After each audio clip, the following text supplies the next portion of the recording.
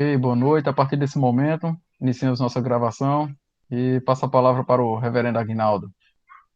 Boa noite, amados. Boa noite, você que já está com a gente. Que bênção poder contar com a sua presença nessa noite especial. Estamos encerrando o nosso seminário para casais online.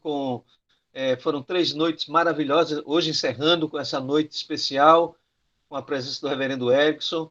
Nós queremos também louvar a Deus pela vida daqueles que ainda vão ver através do YouTube, quando nós gravando essa noite, vamos reproduzir no YouTube.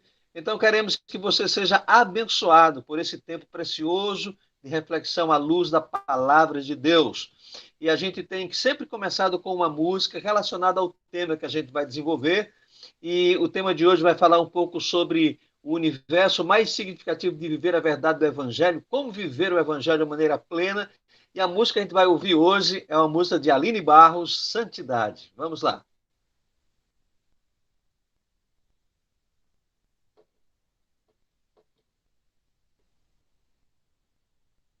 A palavra de Deus diz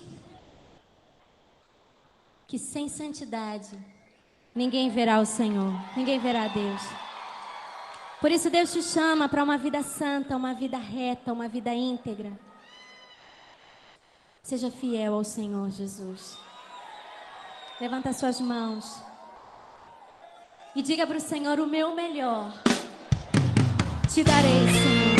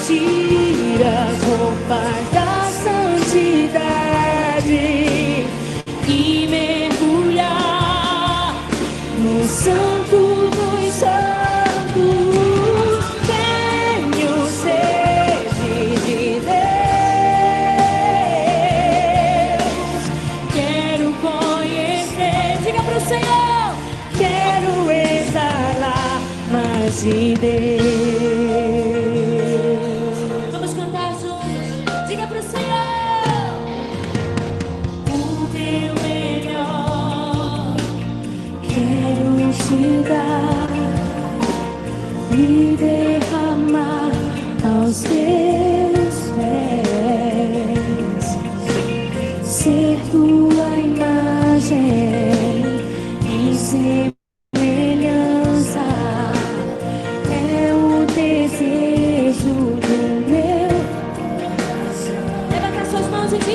se o meu corpo errar, meu coração,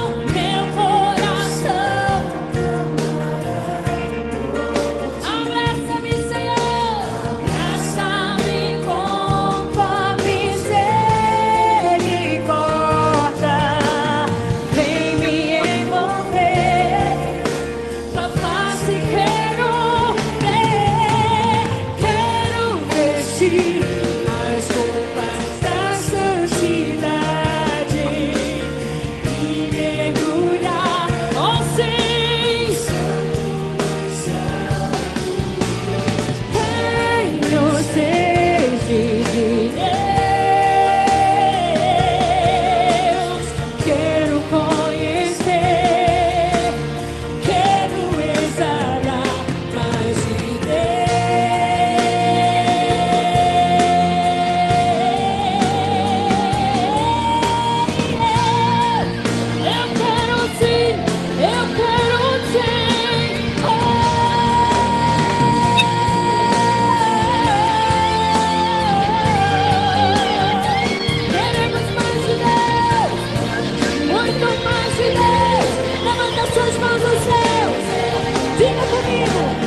Se o meu corpo errar, é meu Senhor, meu coração clamará. Abraça-me com misericórdia, vem me envolver, tua face quero ver.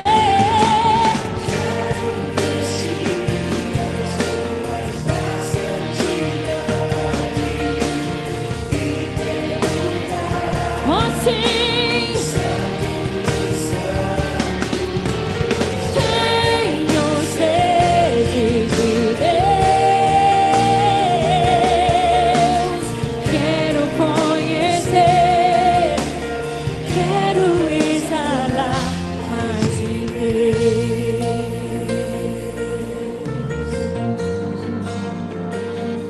Muito mais de Deus.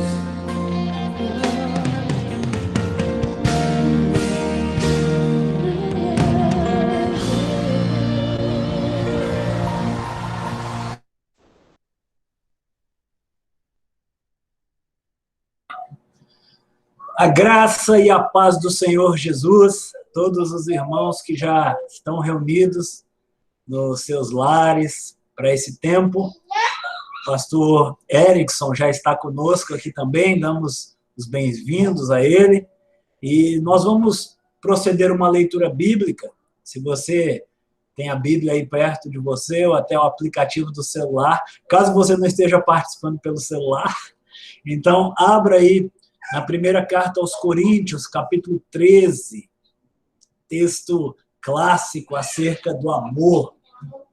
Diz assim a palavra do Senhor: e eu passo a mostrar-vos ainda um caminho sobremodo excelente, ainda que eu fale a língua dos homens e dos anjos. Se não tiver amor, serei como bronze que soa, ou como símbolo que retine. Ainda que eu tenha o dom de profetizar e conheça todos os mistérios e toda a ciência, ainda que eu tenha tamanha fé a ponto de transportar montes, se não tiver amor, nada serei.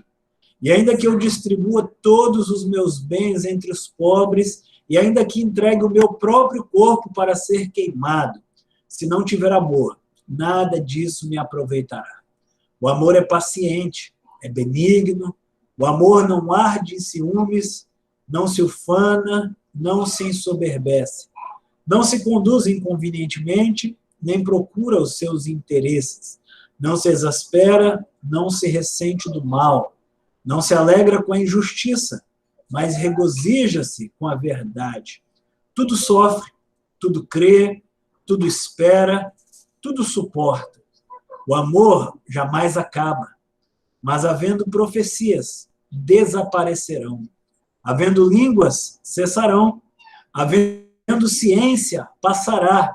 Porque, em parte, conhecemos e, em parte, profetizamos. Quando, porém, vier o que é perfeito, então o que é em parte será aniquilado. Quando eu era menino, falava como menino, sentia como menino, pensava como menino. Quando cheguei a ser homem, desisti das coisas próprias de menino, porque agora vemos como em espelho, obscuramente. Então veremos face a face. Agora conheço em parte, então conhecerei como também sou conhecido.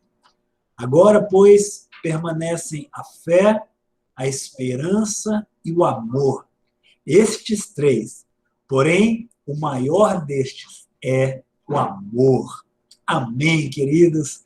Louvado seja o Senhor por sua palavra. Eu não sei se eu vou orar agora para o reverendo Aguinaldo, se o senhor vai primeiro apresentar o pastor Erickson. Já vou orar agora? Ok.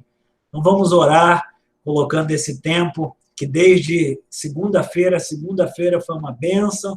Na quarta eu ainda não assisti a gravação, mas Léo e Kate já comentaram aqui comigo que foi muito bom, e eu tenho certeza que hoje também vai ser muito bom. Então vamos orar pedindo a graça do Senhor sobre as nossas vidas e sobre a vida do reverendo Erickson. Santo e amado Deus, nós te rendemos graças por mais este dia. Te louvamos, Pai, porque o Senhor nos dá essa oportunidade em meio a tempos diferentes aos quais temos vivido, mas podemos nos reunir enquanto igreja do Senhor, mesmo distantes, mesmo em lugares diferentes, mesmo em cidades diferentes, geograficamente tão afastados, mas unidos com um só propósito, de aprender mais do Senhor, aprender mais da sua palavra e, através deste aprendizado, edificar as nossas famílias e os nossos casamentos. Pedimos ao Senhor que nos conduza, pedimos ao Senhor de forma muito especial pela vida do reverendo Erickson, que o Senhor o use de forma graciosa, que o Senhor conduza o teu servo para que ele fale aos nossos corações e todo esse ensino possa produzir comprometimento. É assim que nós te oramos, gratos no nome bendito de Jesus. Amém. Glória a Deus, glória a Deus. Gente, é um prazer poder receber o reverendo Erickson. Deixa só registrar um pouquinho sobre o Erickson que eu conheci. Eu conheci o Erickson na aula de Vida e Caráter do Missionário, ele se apresentando como um candidato a missionário da PMT, e ele fez o módulo Vida e Caráter do Missionário. Ele, na época, era pastor auxiliar da igreja presbiteriana, a primeira igreja presbiteriana de Goiânia, e ele tem uma vocação missionária, ele não perdeu essa vocação. Ele está por um tempo aí pastoreando a igreja de Goiânia, até chegar o momento dele ir para o campo missionário servir ao Senhor, porque o coração dele é um coração missionário. Então, louva a Deus pela sua vida, Erickson, pelo trabalho que você tem feito aí na primeira igreja de Goiânia, depois que o reverendo Nicodemo saiu de lá, e você ficou e assumiu essa luta, essa responsabilidade, a igreja tem caminhado e tem sido bênção, e eu quero registrar a minha gratidão pela sua vida e pela disposição de você estar com a gente. Quero dizer que não é toda segunda que eu escuto, mas de vez em quando eu escuto a mensagem que você envia e tenho sido abençoado com aquelas mensagens, e foi a partir delas que eu disse, eu preciso de alguém que fale sobre família, e eu vou falar com o Erickson. Então, seja bem-vindo, queridão. Que Deus derrame graça na sua vida. Você fica à vontade para falar aquilo que Deus colocar no seu coração. Provavelmente, no final, alguém deve fazer uma ou duas ou três perguntas, aí você vai responder na medida em que o pessoal tiver necessidade. Que Deus derrame graça e te abençoe. Amém. Obrigado, pastor, pelas palavras. Foi uma experiência muito boa estar com o irmão naquela aula que tivemos lá em São Paulo. Depois daquela aula, muita coisa aconteceu, né? Os planos mudaram bastante. Nós estávamos praticamente com as malas prontas para irmos para Guatemala. E aí, com a mudança forte que teve aqui na igreja, com a saída do pastor Augusto, o conselho me pediu para ajudar a igreja a atravessar este momento. E acabou que o conselho decidiu fazer uma assembleia e fui eleito para 3 anos. E eu estou com uma expectativa ainda muito grande, como o irmão mencionou, tanto eu como a minha esposa, os meus filhos, de um dia estarmos dedicando as nossas vidas no campo transcultural. Por enquanto, o nosso foco agora está sendo a igreja local. Deus tem abençoado grandemente e somos muito gratos porque, afinal de contas, a nossa vida é conduzida pelo Senhor mesmo, né? Amém. Quero também agradecer o convite mais uma vez e dizer que para mim é um privilégio muito grande estar com os irmãos e poder compartilhar um tema tão importante como este que nós temos para esta ocasião. Eu vou tentar fazer o compartilhamento aqui do slide. Pastor, qual o tempo que nós temos aqui? Barão, aí a gente está indo normalmente até as 9h15. Tá Então ok. você tem aí quase 1 hora para falar, ou mais de 1 hora. Tá ok. Deixa eu tentar fazer o compartilhamento aqui.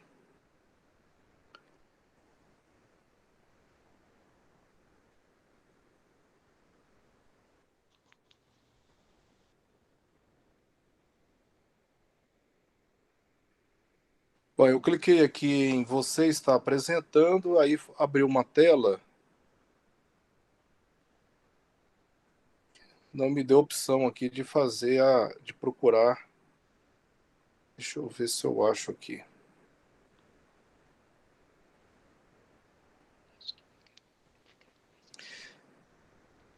Não aparece para mim a opção de compartilhar a tela.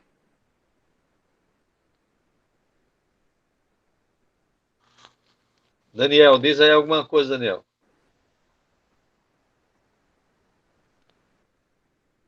Ok, apareceu a tela agora. Não sei se, não, mas quando você está clicando, aparece todo mundo. Daniel.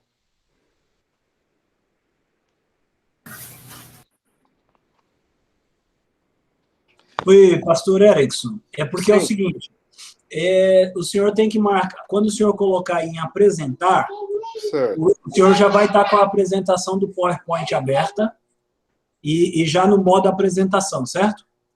Aí você vai escolher a opção apresentar uma janela, e aí escolhe a apresentação do PowerPoint.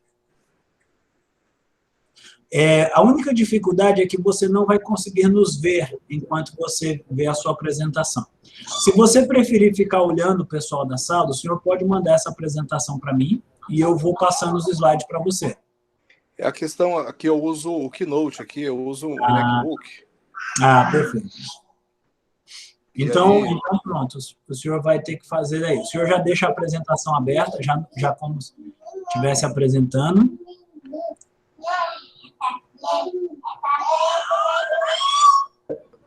Pastor Erickson, se o senhor quiser mandar para mim, eu tenho Keynote aqui no meu computador, eu posso apresentar. Pois é, quando eu faço a apresentação do slide, ele preenche toda a tela, e aí eu não tenho acesso à sala aqui do Google Meet. É isso mesmo, o Meet tem esse defeito, mas manda para o e-mail do Teles, ele vai colocar aí para o senhor no chat. Aí manda para o e-mail dele que ele apresenta para o senhor e o senhor fica vendo a sala. Tá. Tem, eu acho que um probleminha, que é a questão das fontes, né? Deve alterar todo o slide. Possivelmente.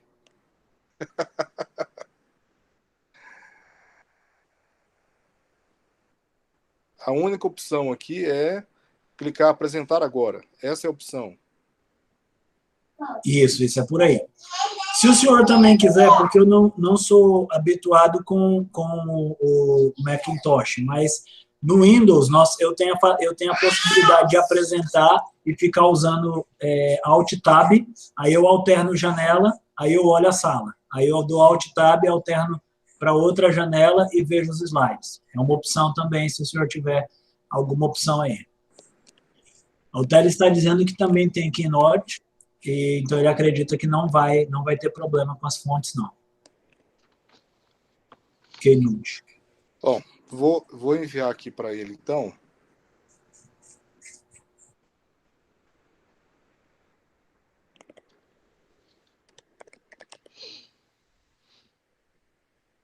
São 40 e poucos mega.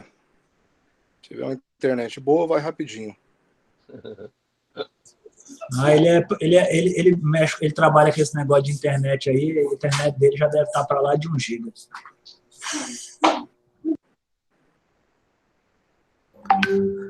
Tá isso tudo não, que é empresarial, fica mais caro.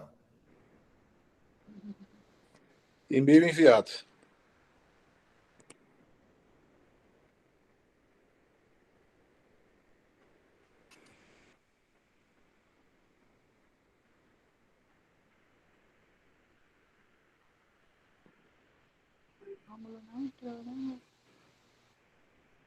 É porque não dá para ver todo mundo, mas deve estar aí. Geralmente eu uso aqui o Zoom. O Zoom é bem mais tranquilo.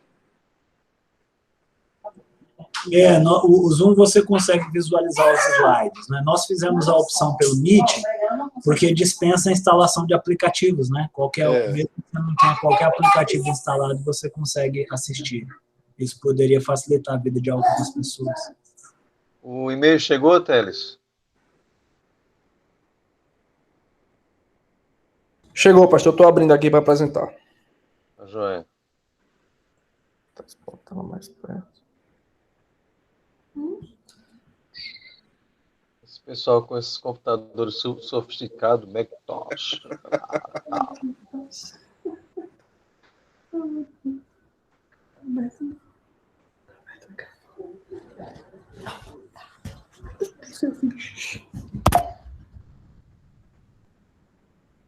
Érico, enquanto o slide não chega aí, dá uma palavrinha rápida como é que está a igreja de Goiânia aí, depois você teve, eu me lembro que naquela época tinha muita gente aí que era a presença do Nicodemos. Com a saída dele, você conseguiu segurar, Deus conseguiu deixar mais gente ainda aí ou o pessoal foi embora, aquelas ovelhas? Rapaz, a saída do pastor Augustus nos surpreendeu, né? Mas ao mesmo tempo, Deus foi muito gracioso, porque a saída dele, ao mesmo tempo, foi muito pacífica. Então nós Aham. não tivemos assim aquela evasão que nós estávamos esperando, graças a Deus. Ah, graças a Deus, Naquele graças a Deus. semestre que eu assumi, nós recebemos mais de 100 pessoas na igreja.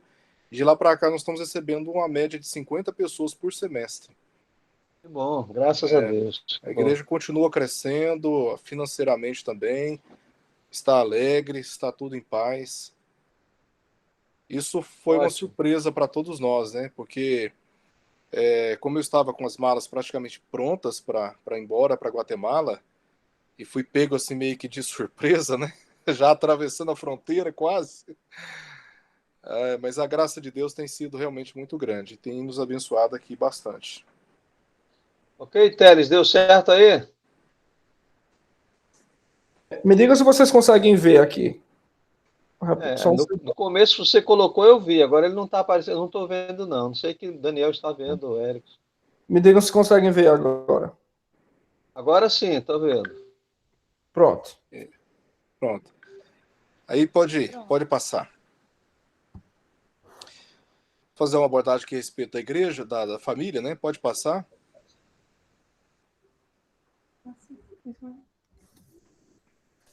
Pode passar. Mais um. Isso, aí.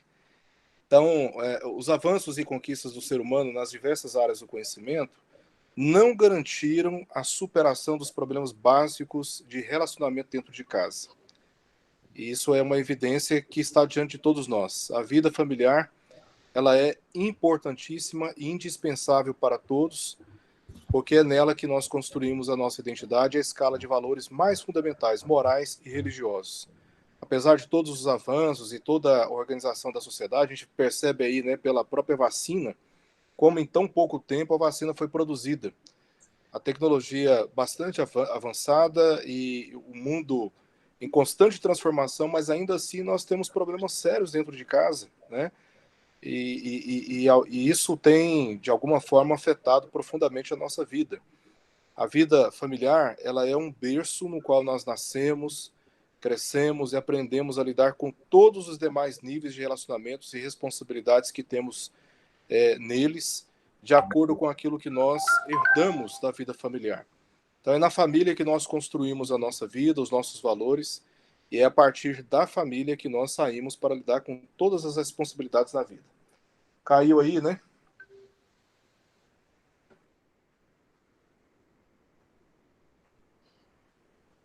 Caiu, Teles. Vou voltar aqui. Só um segundo.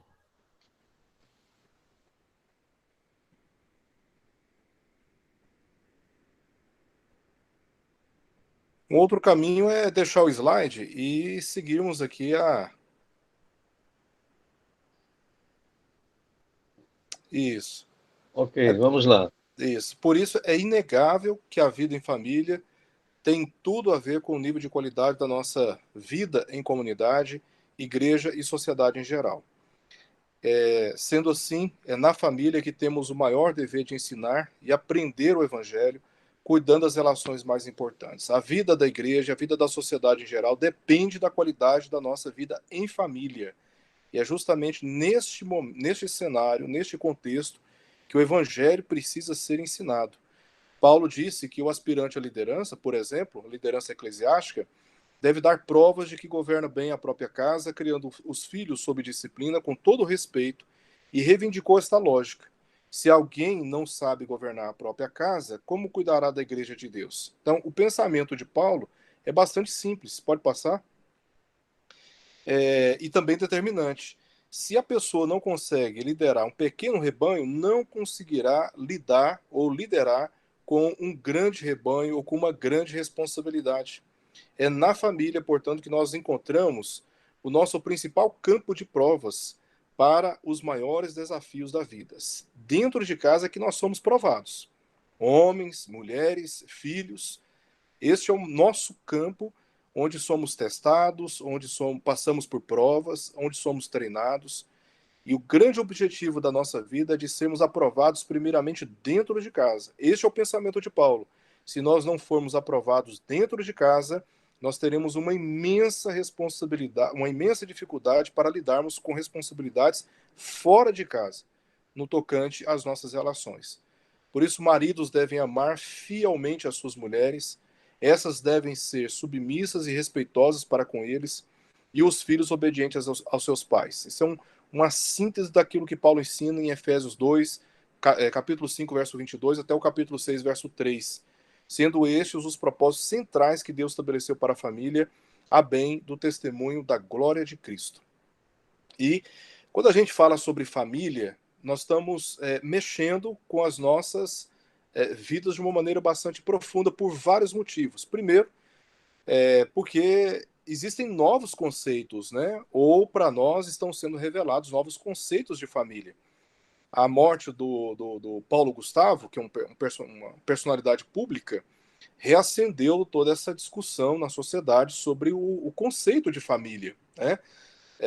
Nós temos aí na figura a imagem do pai, da mãe com uma criança. Esse é o modelo tradicional que nós conhecemos.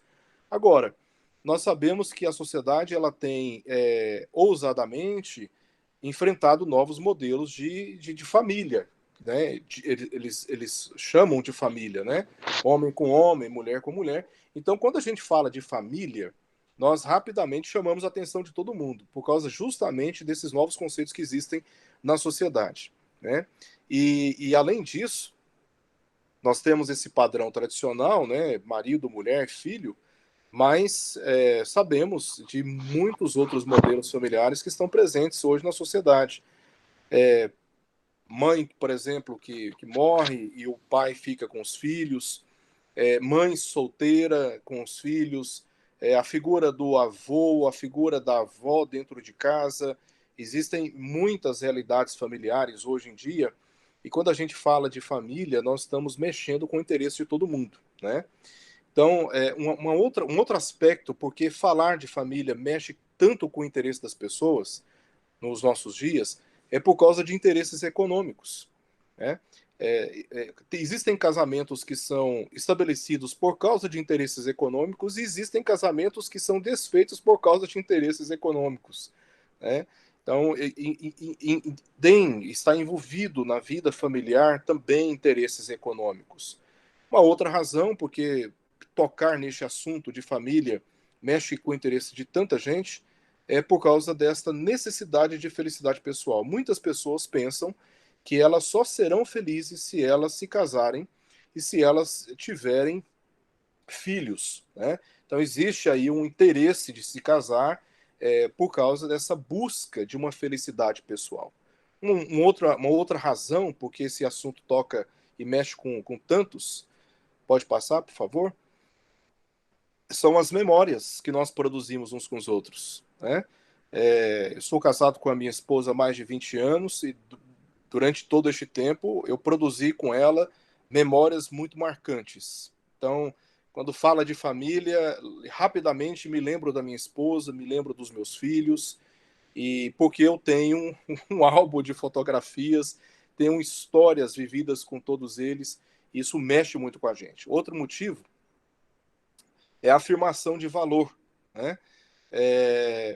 Existem pessoas que, como eu disse antes, que se sentem muito valorizadas quando elas fazem parte de um contexto onde elas percebem que são aceitas, né? Quando ela percebe que é aceita pelo marido, quando ela percebe que é aceita pela esposa, quando ela chega em casa e é abraçada pelos filhos. Então, família mexe muito com os nossos interesses por causa dessa necessidade de afirmação de valor. Eu tenho valor, eu não sou uma pessoa sozinha. Pessoas sozinhas, não todas, né? Mas muitas delas sofrem muito em ocasiões especiais. Mas quando se trata de um contexto, de uma comunidade, de uma família, as pessoas estão dentro deste contexto afirmando também valor, e muitas têm o interesse de constituírem família por causa dessa necessidade que tem. Outra razão é o que eu chamo aqui de utopias sociais, né? Que é o ideal de uma família perfeita, de filhos perfeitos, né? É o ideal de um casamento perfeito.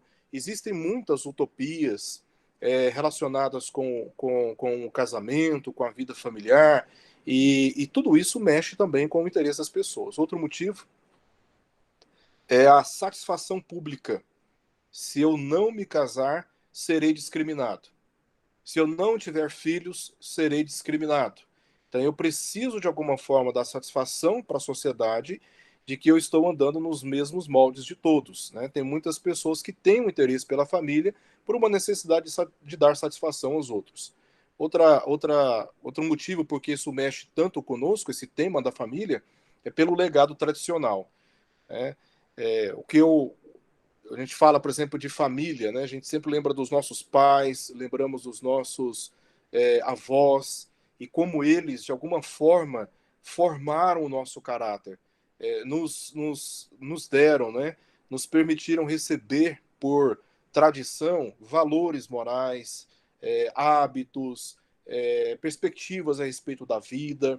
Então, família mexe também com o interesse de todas as pessoas, por causa desse legado tradicional que nós recebemos. Por outro lado, existem pessoas que têm repulsa por família. São pessoas que sofreram tanto nas suas relações, dentro dos seus casamentos, dentro das suas relações com seus filhos, sofreram tanto que quando se fala de família, elas têm repulsa, elas querem viver sozinhas, né?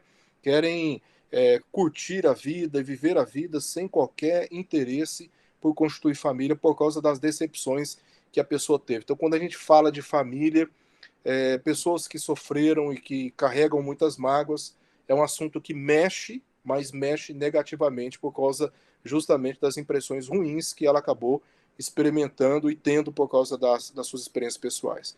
Uma outra razão, motivo religioso. E esse aqui talvez seja um motivo muito caro para todos nós, né? Nós compreendemos pelas Escrituras que Deus constituiu a família a partir da relação de um homem com uma mulher, e a partir deste casal, Deus então estabeleceu a sociedade. Para nós, família é uma constituição divina, é uma instituição divina. Foi Deus quem idealizou, foi Deus quem a desenhou, foi Deus quem a planejou. Então existe motivo familiar, um motivo religioso no tema, relacionado com o tema da família. Eu estou casado com a minha esposa, eu tenho meus filhos, e tudo que envolve essas relações pessoais está comprometido com aquilo que eu conheço das Escrituras como sendo a vontade de Deus para a minha vida e para a minha casa, né? Eu me importo com a família porque eu me importo com o testemunho bíblico, eu me importo com a família porque eu tenho obrigações a cumprir dentro dela, e essas obrigações são claramente defendidas e expostas nas Escrituras. Pode passar, por favor? Pode passar? A família, ela é muito importante. Para a maioria das pessoas, a família é uma fonte de grande alegria. Mas quando surge um conflito, a turbulência familiar pode levar seus membros discretamente a altos níveis de sensibilidade emocional. Depressão, ansiedade, ressentimento, medo, e tudo isso vai acontecendo de uma maneira muito silenciosa. Esses conflitos estão presentes, né? Nós temos um motivo religioso, bíblico, para protegermos a nossa família, para sustentarmos a nossa família, conduzirmos a nossa família, mas nesta relação, com o passar do tempo, nós vamos tendo alguns atritos, vamos tendo algumas dificuldades. E silenciosamente, discretamente, alguns níveis emocionais beiram a depressão, a ansiedade, ressentimento e até mesmo a insegurança. E nessas condições são potencializadas diversas crises nos relacionamentos, incluindo, em primeiro lugar, pode passar, por favor, a incompreensão. Quantos de nós, dentro de casa, não tivemos que lidar com a incompreensão? Esses dias eu estava tendo um aconselhamento com um casal, e um dos motivos da crise é porque a mulher trabalha o dia inteiro, o marido trabalha o dia inteiro, então ela chega em casa, ela tem que cuidar da casa, tem que cuidar da filha, né, que tem 7 anos, ajudar a fazer tarefa, dar atenção, e tudo, fazer janta, arrumar a cozinha, e o marido não ajuda em nada, né? Então são incompreensões sofridas dentro de casa. Outro problema é de infidelidades. Quantos casos testemunhamos dessas crises que de uma maneira muito silenciosa vão aumentando dentro do relacionamento conjugal, na relação com o seu casamento, e de repente a gente fica surpreendido porque uma das partes resolveu quebrar os seus votos, romper com a sua aliança e se envolver numa relação de infidelidade conjugal. Por que isso aconteceu? Normalmente a gente olha sempre o que está na ponta, o que está em evidência. A gente muitas vezes não para pensar num processo que levou a pessoa a percorrer o caminho da infidelidade, né? Que são esses processos na vida pessoal e na vida familiar que vão degenerando a vitalidade das emoções, a vitalidade do compromisso conjugal e também a vitalidade da sua comunhão com Deus. Esses problemas eles estão acontecendo. Desacordo também na área sexual é outro problema que geralmente traz muito desgaste para os relacionamentos interpessoais dentro do casamento. Um tem uma expectativa, o outro tem uma outra expectativa. Muitas vezes o desacordo nessa área leva a crises muito fortes. Um outro problema, uma outra crise relacionada com esses altos níveis de sensibilidade emocional, pode passar, por favor, são as tensões com parentes, né? Recentemente eu tive que lidar com um caso que chegou até a envolver polícia, né? A mãe da esposa resolveu vir para a casa dela porque não confia no marido e ela passou a ficar dentro da casa da filha junto com o marido dela, e a mãe resolveu assumir o lugar do marido, né? De mandar dentro de casa, de estabelecer disciplina, de pegar as coisas e dizer aonde que tinha que colocar no armário, e o marido foi se sentindo muito ofendido e começaram a ter atritos, né? Esses atritos, eles avançaram a tal ponto que ele chegou a quebrar as coisas dentro de casa e naquele desespero resolveram chamar a polícia. Então, são tensões que acontecem muitas vezes com essas interferências. Eu estou dando aqui citando um caso que aconteceu recentemente que eu tive que lidar, mas um caso assim bem extremo, né? Mas existem muitas tensões hoje dentro de muitas casas, de muitas famílias, pelas interferências dos pais no casamento dos seus filhos, ou porque uma das partes dentro do casamento está o tempo todo buscando a interferência dos pais dentro dos seus casamentos. E essas tensões fazem parte do contexto da nossa vida familiar também, em muitos casos. Outro motivo, outra crise, é o descontrole financeiro. Pessoas que chegam a um momento assim de desgaste muito profundo no casamento chegam muitas vezes por causa de descontrole financeiro. São hábitos, né? São valores que vêm antes do casamento, que são descobertos pela outra parte dentro do casamento, ou por causa justamente das crises pessoais vividas dentro do casamento, buscam, né, no gasto, no investimentos precipitados, uma experiência, uma oportunidade de alguma forma, tentar acalmar um pouco os ânimos, né? Ou compensar um pouco o seu sofrimento. Eu vou compensar o meu sofrimento gastando, comprando, e acabam enfrentando muito descontrole financeiro. Isso também é um problema sério presente no contexto de muitas famílias. Outro motivo, outra crise, rebeldia dos filhos. Acho que talvez uma das razões que mais desestabiliza a experiência de um casal é a rebeldia dos filhos. Rebeldia quando afronta a autoridade dos pais, e rebeldia quando abandona o ensino cristão dos pais e resolvem percorrer o caminho da infidelidade a Deus. Isso tudo gera muito desapontamento, isso tudo gera muita frustração dentro de casa e faz parte do contexto de crises de uma família.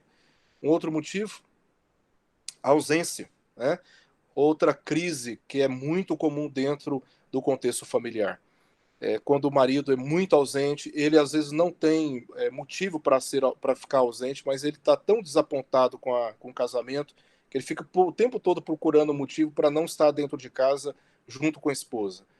Às vezes a esposa também muito ausente dentro de casa, fora de casa, passa muito tempo fora. Quando chega em casa, parece que não está ali, porque continua com o telefone na mão o tempo todo, continua atento a outros interesses.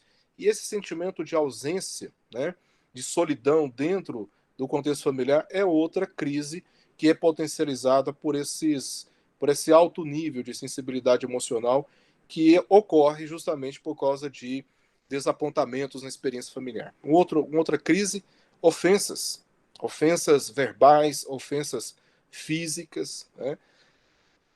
Um outro caso que tivemos que lidar agora recentemente foi o marido que estava indo para a igreja e com a sua esposa, só os dois, os filhos já são grandes, e aí eles tiveram uma discussão dentro do carro a caminho da igreja, num culto, chegaram num culto matutino. Aí no caminho, na hora da discussão, ele desceu o braço na esposa dentro do carro. Ela já chegou na igreja chorando, né? E eu tive que chamá-lo e ter uma conversa muito séria com ele, porque era algo assim. Aí eu fui descobrir na conversa que aquilo já tinha um contexto, né, de agressões, de agressões verbais, agressões que depois migraram para agressões físicas, né? Então, por incrível que pareça, xingamentos, né, dentro de casa, xingamentos contra a esposa, contra o marido, contra os filhos, muitas ameaças, né, uma excessiva quantidade de ameaças dentro de casa, e tudo isso reflete desajustes no contexto familiar. Por último, omissão, né? Eu sei qual é a minha responsabilidade, mas eu faço vista grossa.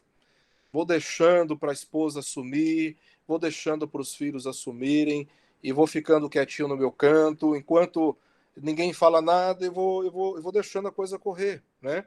Deixando que a minha esposa, o meu marido, seja sobrecarregado de responsabilidades por causa de omissão.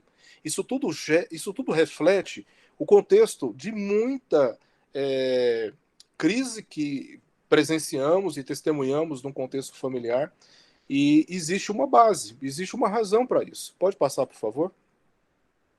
Estamos cientes de experiências familiares que, até por crises relativamente menores, encontraram amparo para o divórcio de casamentos afetando dramaticamente os filhos. A família é muito importante, ela é um projeto de Deus, a instituição que o Senhor criou. No entanto, por causa do pecado e os seus efeitos, a família hoje está sofrendo constantes ataques, constantes tensões, pelos motivos que eu pontuei anteriormente. Pode passar, por favor? A família é um grupo social constituído por uma unidade monogâmica, relação do homem e mulher, e orgânica, intimamente e privativamente relacionada, tá? Então, em razão desse nível de relacionamento, como observamos no corpo humano, o comportamento de qualquer um dos seus membros afeta a dinâmica de toda a família. Aqueles problemas que eu citei agora há pouco, quando nós falhamos na nossa relação com os membros da nossa família, nós não estamos falhando com um indivíduo, nós estamos falhando com todo um sistema que deveria funcionar de uma maneira orgânica e harmônica, tá? Então, quando nós deixamos de cumprir aquilo que nos cabe nas relações uns com os outros, nós estamos, de algum modo, afetando a igreja como um todo. Considerando que todos nós fomos corrompidos pela presença e efeitos do pecado em nossa natureza, conflitos familiares são inevitáveis. Nós já lidamos com conflitos familiares e nós certamente haveremos de lidar com outros conflitos familiares. Em 2 Timóteo, capítulo 3, verso 16, nós lemos o seguinte: toda a Escritura é inspirada por Deus e útil para o ensino, para a repreensão, para a correção, para a educação na justiça. Este é um verso bíblico extremamente importante para entender a natureza da Escritura. A Escritura é inspirada por Deus e também a sua autoridade. Ela é útil sobre a vida do homem, especialmente dos cristãos. Então, este texto é um texto bastante importante para aquilo que nós vamos abordar aqui, porque fala exatamente desta natureza e autoridade das Escrituras para termos que lidar com estes conflitos que estão presentes a fim de preservarmos a nossa família segundo os parâmetros que o próprio Deus estabeleceu na criação. Paulo se referiu principalmente à escritura do Antigo Testamento aqui, considerando que os registros do Novo Testamento não haviam sido concluídos, muito embora os existentes já eram considerados inspirados tanto quanto as escrituras do Antigo Testamento. Paulo diz em Gálatas 1:12 que ele recebeu aquela revelação não foi na sabedoria do homem, mas foi do próprio Cristo.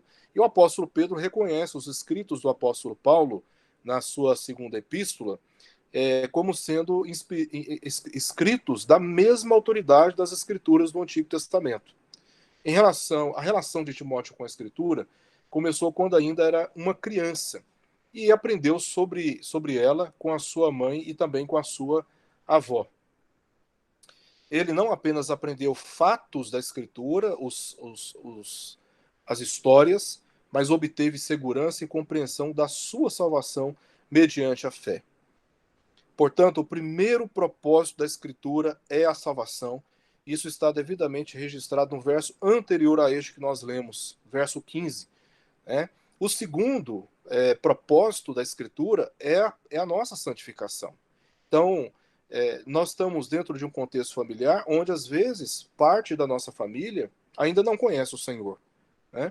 E aqueles que já conhecem o Senhor, não diferente dos demais, e tem que lidar com a natureza do pecado, tem que lidar com os desajustes pessoais, E é exatamente neste ponto que a Escritura deve ser observada com especial atenção, por causa da sua natureza e por causa do seu propósito, como eu já disse aqui, o primeiro, a salvação, e o segundo, relacionado com este, a santificação.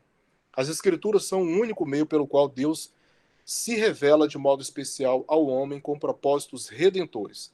Por essa razão, Paulo disse a Timóteo, no verso anterior, que elas podem tornar-te sábio para a salvação pela fé em Cristo Jesus. Verso 15. Nenhuma outra fonte contém essa sabedoria e finalidade, conforme disse o autor de Hebreus. Por essa razão, importa que nos apeguemos com mais firmeza às verdades ouvidas para que delas jamais nos desviemos. E aí, mais adiante, ele diz, como escaparemos nós se negligenciarmos tão grande salvação? Porque o autor de Hebreus reconhecia a eficácia das Escrituras para nos conduzir à salvação. Não é o foco aqui do nosso estudo, Mas quando a gente fala sobre a questão de alcançar pessoas perdidas dentro de casa, nós tocamos exatamente neste ponto aqui do Evangelho, A palavra de Deus é o único instrumento que tem autoridade e tem o poder de Deus para convencer os nossos, a fim de conduzi-los a Cristo. O segundo propósito da Escritura, além do ensino, é a repreensão. Estou lançando aqui as bases para aquilo que nós vamos tratar mais ao final. Primeira propósito da Escritura, e além da salvação, é de ensino. Segundo é a repreensão. Ninguém que realmente conhece a palavra de Deus e é fiel a ela pode ignorar o erro ou deixar de confrontá-lo pela confiança que ela nos dá contra aqueles que a contradizem, inclusive pessoas dentro de casa. Como que nós refutamos pensamentos que são estranhos ao plano que Deus estabeleceu para a nossa experiência familiar, senão observando atentamente aquilo que a Escritura ensina? Então, Paulo está dando aqui uma orientação a Timóteo que serve a todos nós, que a maneira como nós refutamos pensamentos estranhos que perturbam a harmonia da nossa família é na autoridade das Escrituras. Paulo exigiu que o líder fosse marido de uma só mulher, que tenha filhos crentes, que não são acusados de dissolução, nem são insubordinados. Mais adiante, no verso 9 de Tito, capítulo 1, ele diz, apegado à palavra fiel, que é segundo a doutrina, de modo que tenha poder tanto para exortar pelo reto ensino, como para convencer os que o contradizem. Agora, veja o que Paulo está dizendo aqui. Ele está falando sobre dentro do contexto familiar. O marido ele tem que ser comprometido com uma só mulher e ele tem que criar os seus filhos de tal maneira que eles jamais sejam acusados de dissolução e nem sejam insubordinados. Agora, como que o marido, dentro de casa, ele ele alcança e deve trabalhar pelo menos para alcançar esse objetivo. Diz o apóstolo Paulo que o marido, veja a referência de autoridade dentro de casa, ele tem que ser apegado à palavra fiel, que é segundo a doutrina. E aí ele diz mais adiante, para exortar e até convencer aqueles que o contradizem. Agora, pensando no nosso contexto familiar, a autoridade que nós temos dentro de casa não é a autoridade da minha criação, não é a autoridade do legado que eu recebi de hábitos da minha família, né? Por exemplo, meu avô era presbítero, né? A minha avó era presbiteriana. Mas a autoridade dentro de casa não é a tradição que eu recebi dos meus avós. Não é a tradição que eu recebi da minha mãe. A autoridade que eu tenho para repreender condutas que são pecaminosas, para repreender qualquer desvio de conduta dentro de casa, seja em relação à minha esposa, seja em relação aos meus filhos, seja na relação deles para comigo, tem que ser sempre amparado pela Escritura. É esta palavra que tem autoridade para nos advertir e nos chamar a atenção para o terceiro ponto que Paulo destaca aqui para Timóteo. A Escritura, toda a Escritura, ela é útil para a correção. Se a repreensão ressalta o aspecto negativo, que é a adaptação, a correção acentua o positivo. Então, na experiência familiar, tendo que lidar com vários níveis de conflitos, como eu pontuei aqui, por causa da nossa natureza corrompida pelo pecado e seus efeitos, precisamos estar apegados à palavra de Deus para repreendermos, e o objetivo é corrigir. Esse é o aspecto positivo aqui da experiência do Evangelho dentro de casa. Pode passar, por favor? Como a palavra anterior, no Novo Testamento, essa só é encontrada aqui. Essa palavra grega é relacionada com a tradução aí de correção. Isso pode significar que Paulo quis ser muito específico pela escolha das palavras. Pode passar? Correção, na palavra grega, ela é formada por essas duas palavras, uma preposição, epi, que significa acima, e a outra é anurtu, significa levantar, significando restauração a um estado correto. Tá? Então você tem uma árvore caída, você levanta essa árvore e você posiciona essa árvore na sua posição original.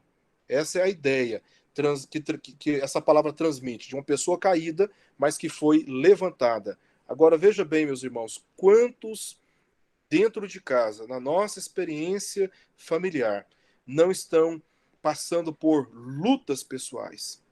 Como que nós ajudamos a nossa esposa, o nosso esposo e os nossos filhos, nos apegando à palavra fiel, à palavra de Deus, com a finalidade de confrontar o erro, confrontar o pecado, mas a finalidade, ao fazer essa confrontação, essa repreensão, é de trazer aos padrões, aos parâmetros que a própria Escritura estabeleceu de conduta cristã, de uma conduta que verdadeiramente honra o Senhor. A finalidade é de corrigir, levantar, consolar, animar, chamar, né, aqueles que estão se extraviando.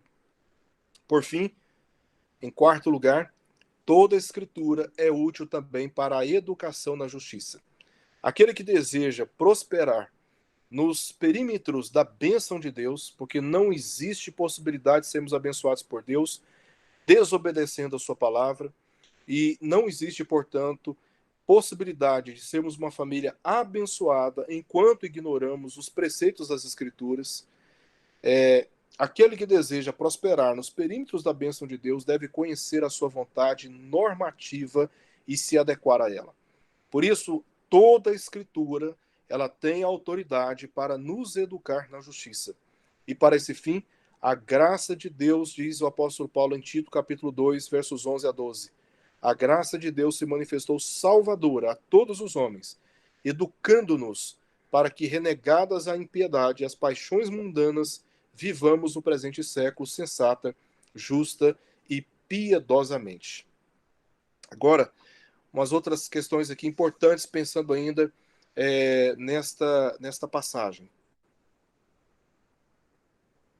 Nessa época de tanta indisciplina moral e espiritual dentro de casa, por maridos, mulheres e filhos, precisamos reaprender o que significa educação na justiça e o que Jesus mesmo disse. Ele disse: se permanecerdes em mim e as minhas palavras permanecerem em vós, vos tornareis meus discípulos. Ele disse isso em João capítulo 15, verso 7 ao verso 8. Pode passar, por favor? Então, resumindo, o que esse texto nos ensina é que as escrituras, né, o evangelho, é suficiente para o ensino. Em segundo lugar, é suficiente para a repreensão. Pode passar, por gentileza. Em terceiro lugar, é suficiente também para a correção ou restauração. Em quarto lugar, as escrituras são suficientes para a normatização moral. Veja a importância da escritura no contexto familiar. Ela é e deve ser tanto central quanto fundamental para a família, a começar pelos maridos e pais que possuem a maior responsabilidade no contexto familiar, né? Principalmente se forem homens crentes. A palavra de Deus é a luz que conduz a pessoa da imaturidade. Timóteo aprendeu as sagradas letras quando criança, e a finalidade era de levá-lo, segundo o verso 7, bem como todos aqueles que se apegam à palavra, a um estado de maturidade ou de amadurecimento. Tá? Então, a Escritura é luz que conduz a pessoa da imaturidade, nas suas ações e também nas suas reações, ao completo amadurecimento, tornando-a cada vez mais comprometida com a vontade de Deus. Perfeito e perfeitamente habilitado para toda boa obra, diz o apóstolo Paulo no verso 17. A grande necessidade das famílias hoje é a de retornar à Escritura, apegando-se ao seu ensino e a tornando a maior influência sobre seus sentimentos e relações. Quando nós abandonamos as Escrituras, menosprezamos as Escrituras, subestimamos a sua necessidade dentro do contexto familiar, estamos nos expondo àquilo que a nossa natureza nos conduz a agir e também a reagir. E é por isso que as nossas famílias não apenas enfrentam crises, mas potencializam essas crises, porque falta justamente este apego e esse direcionamento da palavra de Deus. Pode passar, por favor?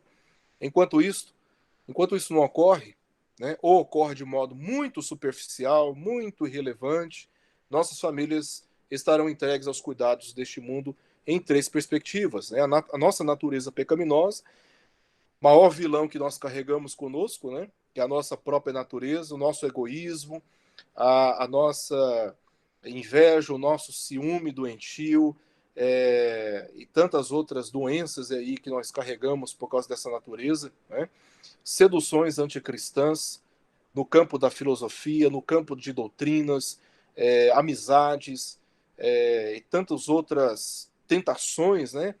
Que cercam homens, que cercam mulheres, que cercam filhos para caminhos que não são os caminhos do Senhor, além também das crises de ordem espiritual, né, que são as ciladas dos poderes demoníacos. Nós não podemos nos esquecer que nós vivemos cercados por uma realidade espiritual e os demônios estão ativos para, justamente através de relações humanas, conduzir as pessoas para um caminho que não é um caminho de Cristo. Vamos nos lembrar aqui do que aconteceu com Jesus, né? Na experiência com Pedro. Jesus tinha acabado de declarar lá em Mateus, capítulo 16, que ele tinha que se dirigir para a cruz. Esta era a missão dele. Essa era a missão do Messias, essa era a missão daquele que veio, né, para ser entregue naquela cruz. Mas, influenciado por Satanás, que significa adversário, ele abordou Jesus e propôs a Jesus que poupasse a sua própria vida. O conselho que Jesus ouviu ali foi de Pedro, né? Humanamente, na perspectiva humana, que Jesus tivesse cuidado por si e evitasse ir para a cruz. Só que Jesus não repreendeu Pedro. Jesus repreendeu Satanás, né? Porque por trás da relação humana havia uma influência demoníaca. E nós, membros, né, de uma família, maridos, mães, esposas, filhos, e temos que lidar com essas ciladas espirituais que nos cercam. Então, o que pode nos dar segurança? O que pode nos dar direcionamento? O que pode elucidar as nossas dúvidas e nos dar forças para resistirmos esses dias que são maus? É a palavra de Deus. E as famílias jamais deveriam negligenciar a sua importância e o seu ensino no contexto dos seus próprios relacionamentos. Eu quero destacar aqui, já partindo para o final, 5 questões depois de ter dito tudo o que nós vimos até aqui.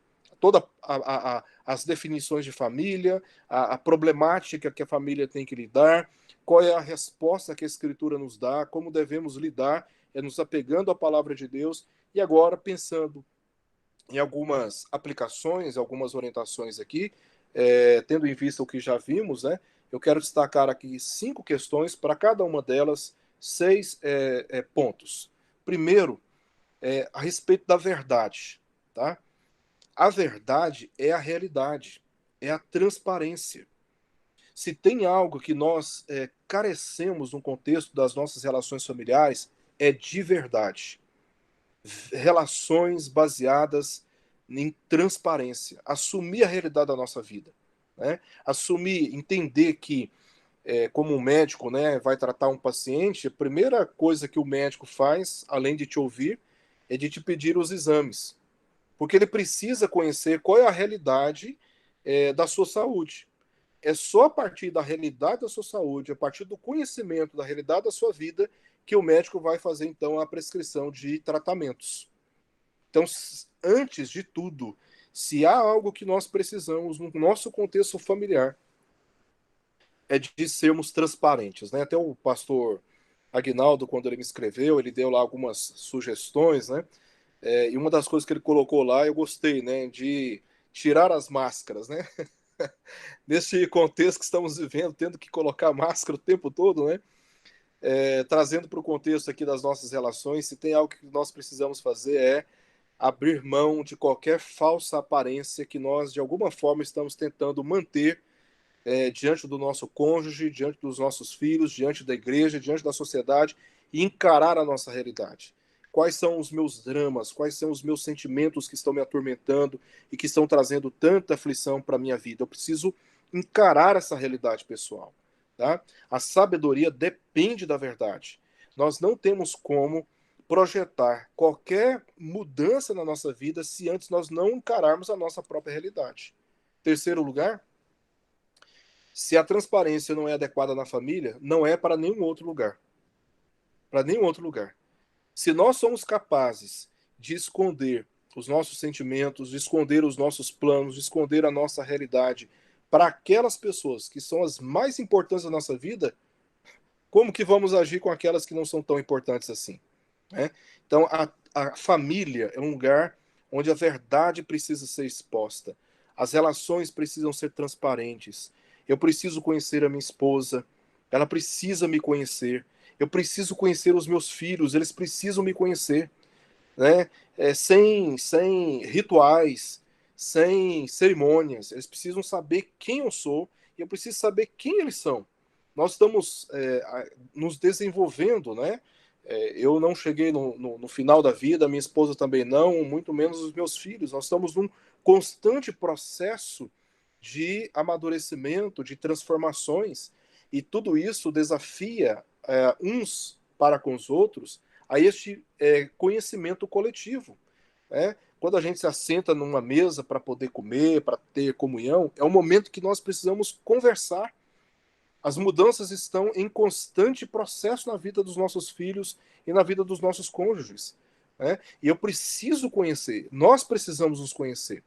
E uma outra coisa que quero destacar aqui, em penúltimo lugar, dentro desse tópico da verdade, é que a comunicação determina o nível de relacionamento. Você pode observar, onde não há comunicação, não há relacionamento. Você não se relaciona com uma pessoa que você nunca viu, que você nunca conversou. Essas pessoas são completamente desconhecidas para você. Por isso, você não tem relacionamento com elas.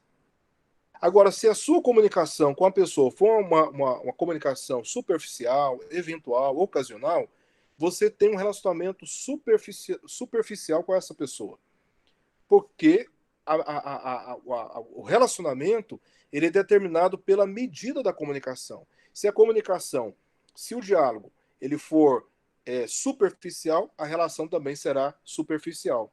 Isso significa também dizer que se nós valorizarmos a comunicação dentro de casa, o diálogo dentro do casamento, com os nossos filhos, quanto mais nós conversamos, batemos papo, sentamos numa mesa de uma sorveteria para conversarmos, andamos juntos, quanto mais nós conversamos, mais valorizamos a comunicação, mais profundo se torna o relacionamento, porque a comunicação determina o nível de relacionamento. E esta é uma área da nossa vida familiar que carece muita atenção. Por fim, dentro desse tópico aí, nenhum relacionamento se sustenta sem confiança. Então, sem verdade, não existe confiança. Se não há confiança, se a confiança não é fortalecida, as nossas relações caminham para um enfraquecimento, uma perda de alegria, perda de prazer, uma perda de segurança, porque a verdade ou a confiança está abalada. Então, a primeira coisa que eu quero destacar aqui, como aplicação do cuidado que precisamos ter com a nossa família, observando aquilo que vimos na palavra de Deus, é a valorização da verdade nas nossas relações dentro de casa. Em segundo lugar, oração. Lá nos Estados Unidos eu tive a oportunidade de fazer um curso lá, desenvolvimento espiritual do líder, na Belo Heights, hoje é uma universidade, um curso cristão, foi um curso de um semestre, e um dos professores lá me disse algo que eu nunca me esqueci, né? Ele me disse, Erickson, quando nós oramos, nós estamos dizendo para Deus que nós dependemos dele. Mas quando nós não oramos, estamos dizendo para Deus que nós não contamos com ele. Estamos dizendo para Deus que somos capazes de cuidar de nós mesmos. E a gente sabe que esse é um terrível engano, né? Que nós dependemos de Deus. E nós demonstramos o quanto nós dependemos de Deus quando nós oramos. Porque nós só oramos porque nós reconhecemos a nossa incapacidade de cuidar de nós mesmos. Por isso, quanto mais nós oramos, mais estamos suplicando para que Deus nos assista, sabendo justamente das nossas limitações. Em segundo lugar, orar é a via de relacionamento com Deus, né? É uma outra coisa que eu gosto de dizer muito, como eu disse aqui anteriormente, no primeiro ponto, né? Que o relacionamento ele é determinado pelo nível de comunicação. Pela Escritura, Deus fala conosco. Nós ouvimos ordinariamente Deus falar conosco de uma maneira segura através das Escrituras. Então, se nós quisermos ouvir a voz de Deus, precisamos ler as Escrituras, de preferência em voz alta, que é Deus falando conosco. Nós ouvimos Deus falar conosco através das Escrituras, né? Agora, como é que nós falamos com Deus? É através da oração, tá? Então, isto é relacionamento, esse diálogo, né? Isso é comunicação, Deus falando conosco pela Escritura e nós falando com Ele através da oração. E nesse diálogo, nesse relacionamento, nós somos fortalecidos pela presença de Deus. Então, se nós ouvimos apenas Deus falar conosco pela Escritura, mas negligenciamos a oração, o nosso relacionamento com Deus ele está enfraquecido. Se nós falamos com Deus, mas nós nos negamos a ouvir a voz dele, essa relação também está enfraquecida. A comunicação ela flui quando nós ouvimos e falamos. E isso se aplica também com Deus. Existem muitos conflitos de ordem pessoal que estão afetando a vida do nosso cônjuge e também do nosso filho. Precisamos entender que é nos pés do Senhor, né, de joelhos, que nós encontramos alento, que nós encontramos fortalecimento na presença de Deus. Também, terceira questão aí a respeito da oração, que é por que nós devemos valorizar a oração dentro de casa. É por essa expectativa de mudanças sobre-humanas. Só Deus pode mudar o coração de pessoas que são insensíveis. A gente fala, insiste, ensina, e às vezes a gente fica com a impressão de que não está adiantando nada. Então, Nós temos que entender que a oração é um caminho que Deus estabeleceu para nós, apresentarmos a Ele toda a nossa ansiedade, porque Deus tem poder para mudar corações. Deus tem poder para converter pessoas, converter o marido incrédulo, converter filho rebelde, né? E quem sabe converter até a nossa impetuosa maneira de tratar as coisas dentro de casa. Pedir para que Deus mude a nossa própria vida. Existem situações que só Deus vai mudar, nós não vamos mudar. Ainda que nós continuemos nos esforçando, precisamos reconhecer a nossa dependência de Deus, e isso se dá na experiência da oração. Nós não podemos negligenciar a experiência da oração no contexto familiar. Quarto lugar, fortalecimento da fé, sensibilidade, conversões, tudo isso está relacionado aqui com aquilo que eu acabei de dizer. Pode passar, por favor? Agenda de oração pessoal. Esse aqui é um outro ponto que eu quero destacar. A gente fala que nós precisamos orar com a família, mas sabe qual é o maior risco e tentação que nós podemos correr depois deste estudo aqui hoje? É de sairmos daqui e continuarmos vivendo da mesma forma. Essa é a maior tentação que nós vamos sofrer, né? E se porventura nós não temos um hábito de orar em família, nós precisamos ter uma agenda pessoal. Nós precisamos sair daqui desse encontro hoje, dessa reflexão, para aqueles que não têm uma agenda pessoal de oração, e definirmos uma agenda, né? Eu coloquei no site da Primeira Igreja Presbiteriana de Goiânia algo que eu fiz durante muitos anos com a minha família, ensinei isso para os meus filhos, com a Andréa, minha esposa, né? E eu coloquei lá para compartilhar uma sugestão de uma agenda pessoal de oração. Começo a orar na segunda, terça, quarta, quinta, sexta, sábado. Dentro dos momentos de oração, eu já coloco lá várias sugestões. Organizei por categorias, segunda, terça, segunda até sábado, e dentro de cada um desses dias eu coloquei vários motivos sugestivos para quando você orar na segunda, você já ter mais ou menos um encaminhamento.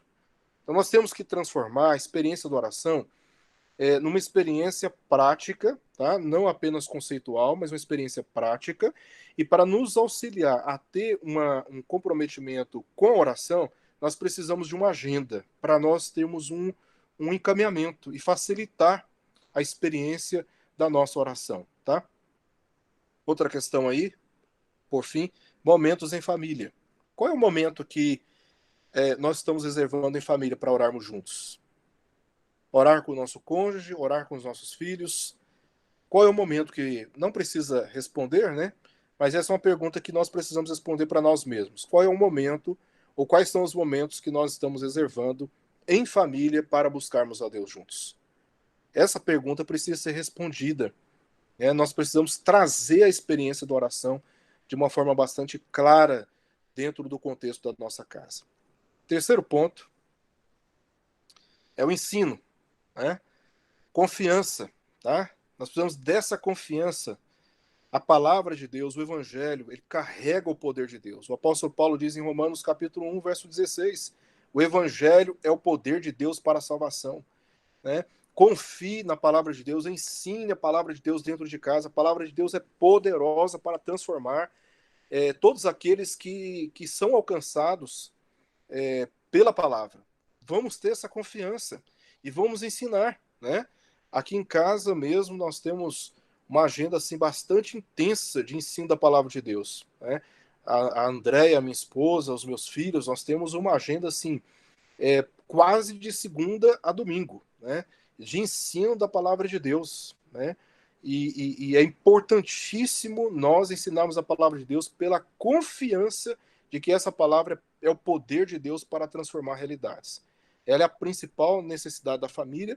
Em terceiro lugar, tanto formal quanto informal, quer oportuno, quer não oportuno. O que eu estou dizendo aqui? Por exemplo, na quinta-feira nós temos um pequeno grupo, que já há muitos anos nós dirigimos vários pequenos grupos e tudo, e aí os meninos, né, a minha esposa, os meus filhos, eles participam desses encontros. É um encontro formal, né? É um encontro formal. Mas quando eu estou sentado com eles, nós temos experiência de comermos juntos todo dia, na hora do almoço, essa é uma oportunidade de conversas, e que eu vou ensinar, eu vou passar valores. A minha esposa também vai ensinar, vai passar valores. em caráter informal. Eu faço questão, meus filhos estudam a 2, 3 quadras aqui daqui de casa, eles podem vir a pé para casa, mas eu faço questão de onde eu estou, né, de me deslocar para a escola e pegá-los na porta da escola. E aí é um momento que a gente vem para casa para poder conversar também. Vemos juntos, né? Então, esses ensinos intencionais, eles precisam fazer parte da nossa agenda familiar. Tá? Essa valorização do ensino, quer formal, quer informal, quando você tem oportunidade, quando você não tem oportunidade, você está sempre ensinando. Quarto lugar, 3 modos aqui de transmissão do conhecimento. Esse aqui é algo que eu falo em um dos meus livros, né? Quando a gente fala sobre o ensino, normalmente o que nos vem à cabeça é a experiência oral, da transmissão do conhecimento. Esse é o primeiro modo, né, o mais conhecido modo de transmissão do conhecimento. Como agora, estou falando, os irmãos estão ouvindo, estou transmitindo o conhecimento através da oralidade. Existe um outro modo de transmissão do conhecimento, que é o que eu faço daquilo que eu falo. Né?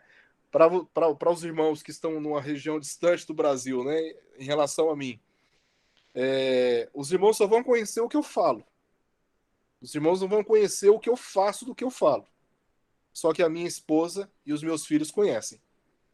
Percebem? Dentro de casa, os nossos, eles estão atentos. Se o que eu falo, eu estou vivendo. Eu estou testemunhando. Esse é o segundo modo de transmissão do conhecimento. O primeiro é o que eu falo. O segundo é o que eu faço do que eu falo.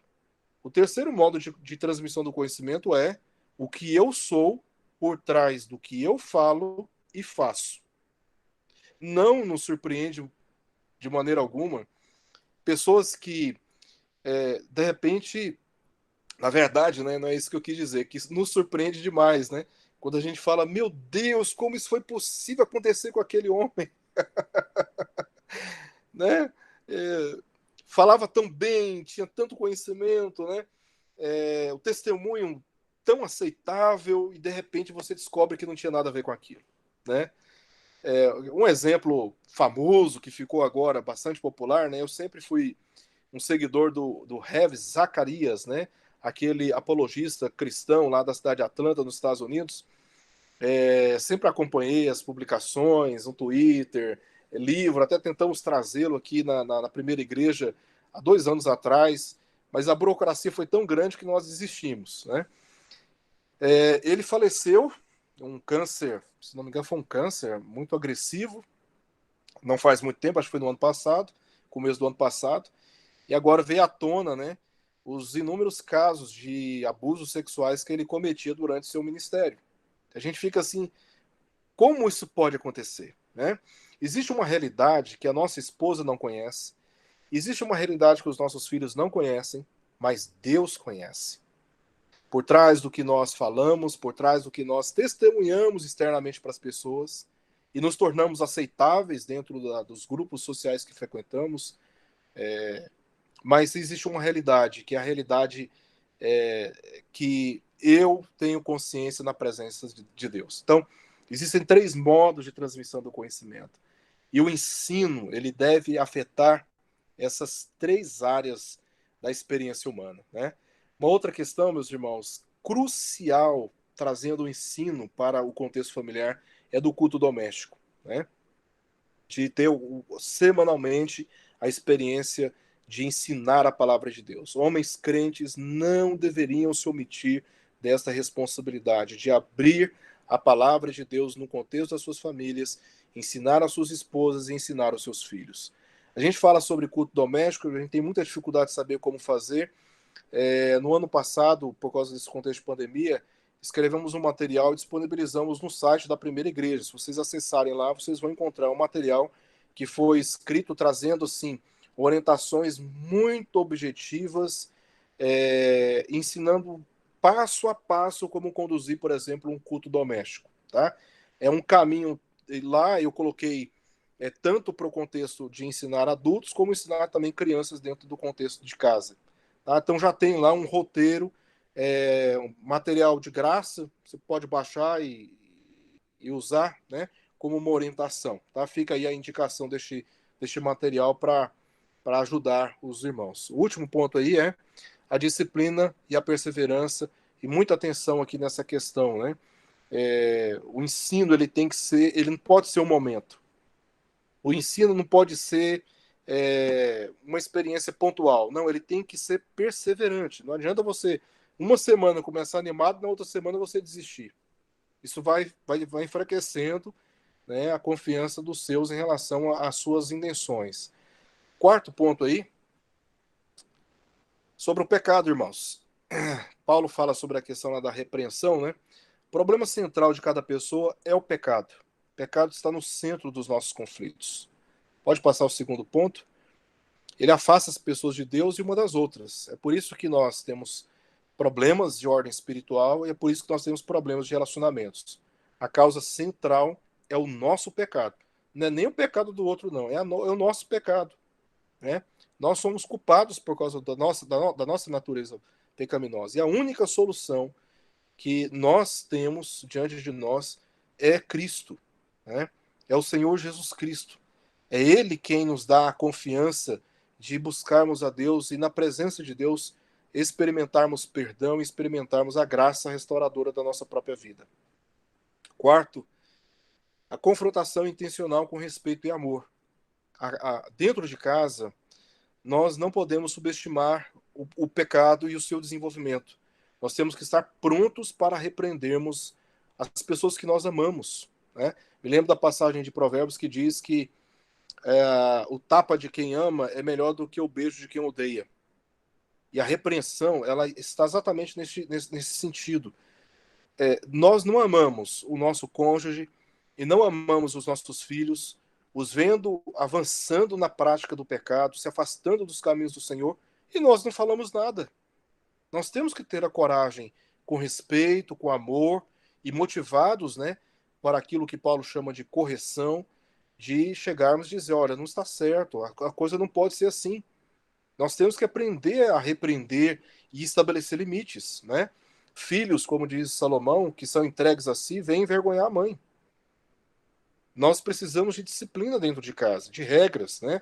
De confrontação intencional. Quinto lugar, fungos, eles se desenvolvem no escuro. Vamos lembrar aqui de Davi, enquanto ele calou seus pecados, envelheceram seus ossos, né? Pode passar, por favor. Conflitos espirituais, eles afetam a saúde física, aqui estou refletindo sobre a experiência de Davi. Pecados precisam ser revelados, pecados precisam ser expostos. Em último lugar, perdão. Né? Em último lugar, perdão. Todo pecado é perdoável. Tá? Não existe pecado para nós que não seja perdoável. E esse texto de Mateus capítulo 18, verso 32 a 33, fala da experiência lá daquela parábola do credor incompassivo. Então, se Deus nos perdoou, não tem ofensa que nós não podemos perdoar daqueles que nos provocam mal e nos fazem mal. Todo pecado é perdoável. Se você tem problemas nessa área com seu cônjuge, com seus filhos, é momento de refletir sobre isso e estender perdão. A ira é um mal que nós fazemos contra o outro, enquanto a mágoa é um mal que nós fazemos contra nós mesmos.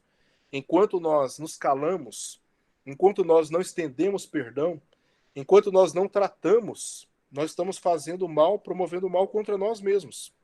Terceiro lugar, o perdão une e restaura, né? E restaura a paz. A família, ela se torna restaurada quando começa a praticar perdão. É tanto um ato como também um processo. Nós declaramos o perdão, mas emocionalmente nós estamos desenvolvendo esse perdão na nossa experiência do relacionamento. Tá? E é movido por exemplo, não por desejo, não por emoções. Colossenses 3,13 diz, assim como o Senhor vos perdoou, perdoai vós também. Tá? Então, nós temos um exemplo, o exemplo de Jesus. E o exemplo de Jesus foi que ele nos perdoou. E se ele nos perdoou, nós precisamos estender graça para aqueles que estão em nossa volta. Em último lugar, já partindo para o nosso encerramento aqui, negar perdão afeta, né, prejudica a nossa comunhão com Deus. Lá em Mateus 5, 23 a 24, aquela famosa passagem que Jesus destaca, que quando nós chegarmos no altar e ali nós nos lembrarmos que o nosso irmão tem algo contra nós, que devemos deixar ali a nossa oferta, irmos até ele e nos reconciliar, e só depois fazermos a oferta, porque relações quebradas não refletem a presença de Cristo. Vamos nos lembrar aqui também de Mateus capítulo 18, quando Jesus disse que quando há 2 ou 3 reunidos no nome dele, ali ele está presente. Jesus não está dizendo que a presença dele se revela somente quando há 2 ou mais pessoas presentes. Não é isso que a passagem está ensinando. Jesus está dizendo que a presença dele, o testemunho dele, é revelado quando as relações quebradas são restauradas, biblicamente falando. E é isso que está no contexto. Então, se nós quisermos que as nossas famílias experimentem a graça de Deus e sejam restauradas, precisamos aprender a praticar o perdão uns para com os outros. Meus irmãos, se me permitem, eu gostaria de orar diante de tudo isso que nós vimos aqui. Pode ser, pastor? Com certeza, varão. Pode orar. Vamos orar, irmãos. Pai querido, nós queremos, em primeiro lugar, te agradecer, porque o Senhor tem nos amado e tem cuidado de cada um de nós, dando-nos a oportunidade da comunhão cristã, dando-nos a oportunidade de examinarmos a Tua palavra, refletirmos sobre este assunto, que envolve um bem tão precioso que é a nossa família. Nós reconhecemos que não temos respostas para tudo e não somos capazes de solucionarmos todos os conflitos que nós temos que lidar na vida conjugal e na vida familiar. Por isso nós recorremos ao Senhor em oração, para pedir que na Tua misericórdia o Senhor faça com que esta palavra esteja muito bem guardada nos nossos corações e sirva para orientar as nossas relações. Estenda, Senhor, a Tua mão e abençoe a vida da nossa casa. E dá-nos, ó Deus, a alegria de vivermos nela, experimentando das bênçãos que o Senhor reserva para todos aqueles que Te buscam. Oramos, ó Deus, por conflitos que ainda estão em vigor, que ainda não foram tratados. Que o Senhor dê, ó Deus, a cada um de nós a percepção, o discernimento e também, Senhor, forças para lidarmos com cada um deles à luz da Tua palavra. Guarda os nossos filhos, guarda, Senhor, os nossos cônjuges, que todos, ó Deus, andem nos caminhos do Senhor, te amando e temendo o Teu nome em todas as coisas. Que assim o nome do Senhor seja glorificado e que nós sejamos sempre instrumentos usados pelo Senhor para comunicarmos a Tua palavra e sermos um canal realmente de bênção para todos aqueles que nós convivemos no ambiente da nossa casa. Nós oramos por isso, Pai, em nome de Jesus. Amém. Amém. Glória a Deus. Glória a Deus. Rômulo, você está por aí, Rômulo? Estou sim. Você abre o diálogo aí, se você tem algum comentário a fazer, e depois a gente vai abrir para outras perguntas. Nós louvamos muito a Deus pela palavra dessa noite, né? Muito esclarecedora aos nossos corações como casal, como família. E há uma questão que eu gostaria de pedir para o pastor abrir mais um pouco, especialmente com relação aos novos modelos de família que nós encontramos hoje na sociedade. Como a igreja precisa estar preparada para lidar com essas realidades nos nossos dias. Esse é um assunto que tem provocado muita discussão no nosso meio cristão, né? E dentro de casa, eu entendo que, especialmente com dos nossos filhos que fazem parte dessa geração e que estão sendo bombardeados constantemente com esses modelos. Quem assistiu o programa, por exemplo, do Fantástico no domingo passado, viu ali o rapaz que era casado com o Paulo Gustavo num ambiente de lágrimas, com a música de fundo, né? E trazendo histórias assim muito meigas, muito felizes. E os nossos filhos, eles estão em contato com essas coisas, né? As pessoas comentam. Fica parecendo assim que é um modelo de família aceitável, que tudo é muito lindo, tudo é muito maravilhoso. Então, nós precisamos estar atentos ao que está acontecendo na sociedade, né? A essas tramas, a esse fascínio, né, por outros modelos que não são modelos bíblicos de família.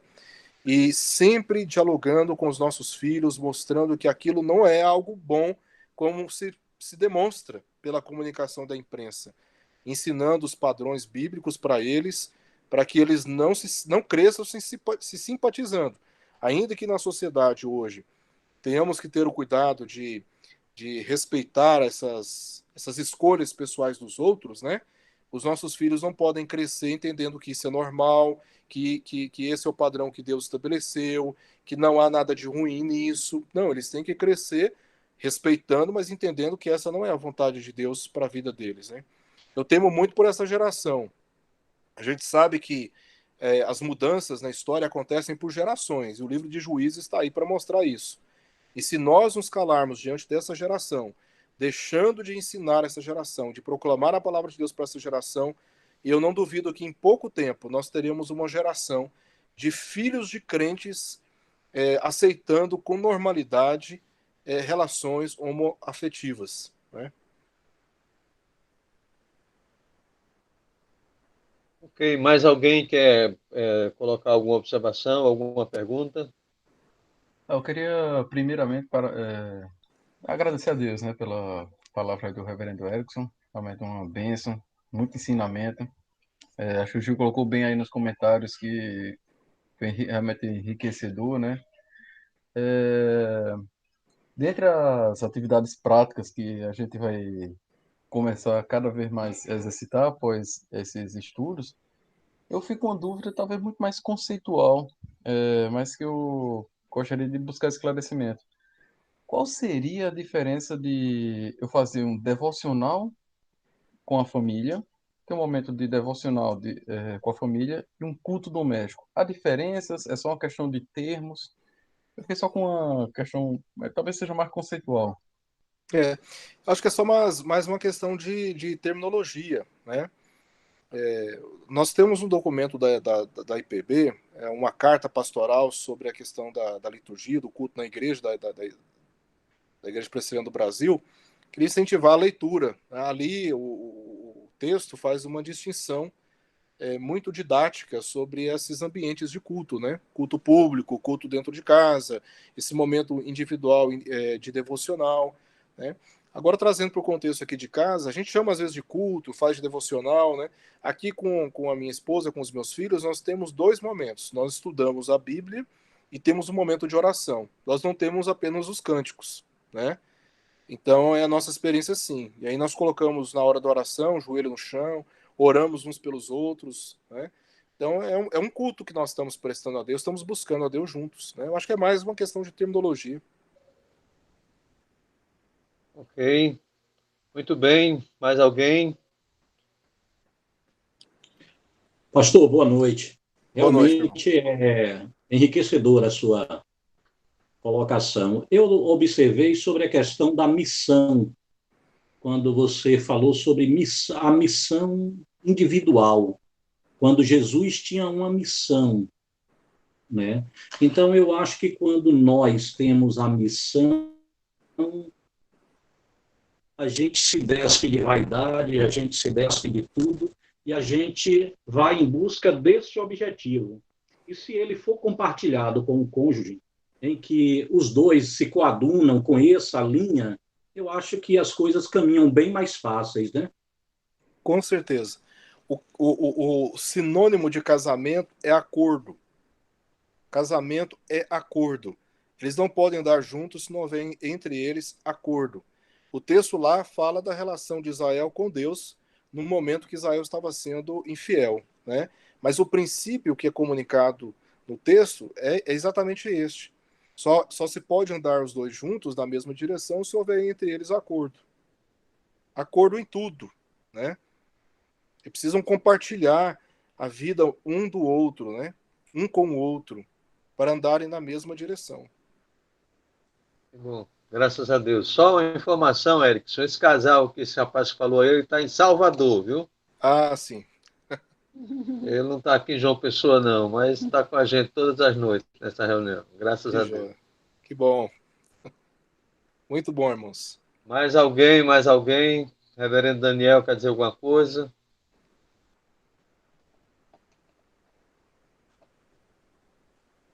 Daniel, já está na Itália ou ainda está no Brasil? Estou em Cabedelo. Querido, a gente estava ouvindo isso, e o senhor entrou num ponto que a gente até comentou aqui, que eu acho que é muito crucial falar sobre isso. E a perspectiva do pecado, né? A gente até comentava que um pastor colega disse que certa vez perguntaram para ele qual é o grande problema da família. E ele disse assim, é um problema de toda a criação, é o pecado, né?